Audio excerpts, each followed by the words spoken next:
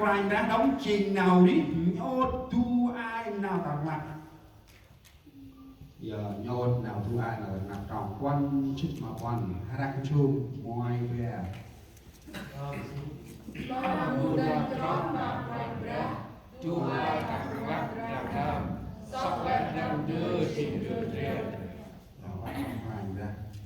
mà muốn nộp cho mặc hoài ra tu ai ta mặc nắp rằng nào dần là phàm những người tin Chúa điều hiệp lại với nhau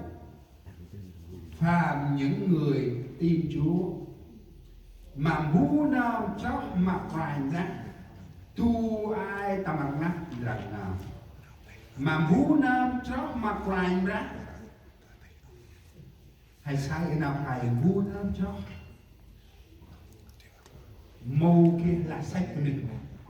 bú nó hay sai chuyện là nọc ấp tức là dần là số nhiều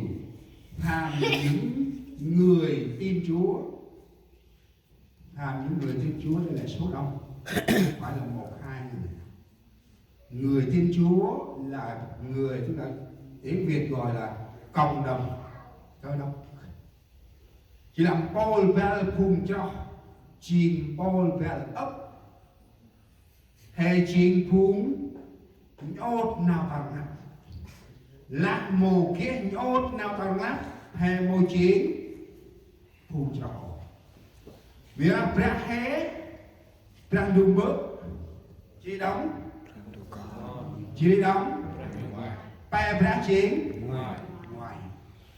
một việc ra một cái bài diễn ra ở đâu hệ ní bạc đùm hệ tầm mỹ ấy một quanh ôn nữa một cà phê ôn nữa chẳng nằm ở bụt chẳng nằm ở bác chẳng nằm đi qua một trời cục trời vong một cái trời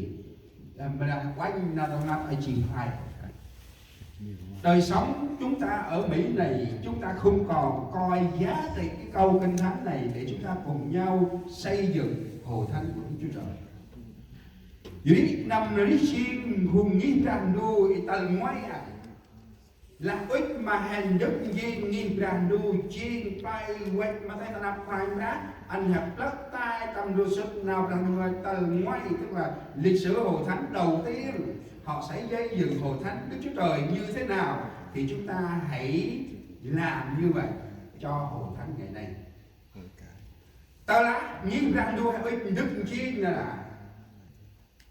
hệ một lần quanh ô rồi sụt nào bên ngoài tao là hành đức chiến nào nhìn rằng đua mà là bên bầu thế mồi nhốt nào thằng nặng mồi nhốt nào thua ai đức chiên này quét không mát không hề quay là đức chiên này cái nồng đức chiên mà nào được một thì đức chiên mà quay ra và quay ra ít buồn hé đức chiên như ra đu bắn nhốt nào thua ai thì mà chiên nào quay ra ít quét mắt làm đủ quay đó là hành đức chiên như ra đu nè hay mình nói nó nào thua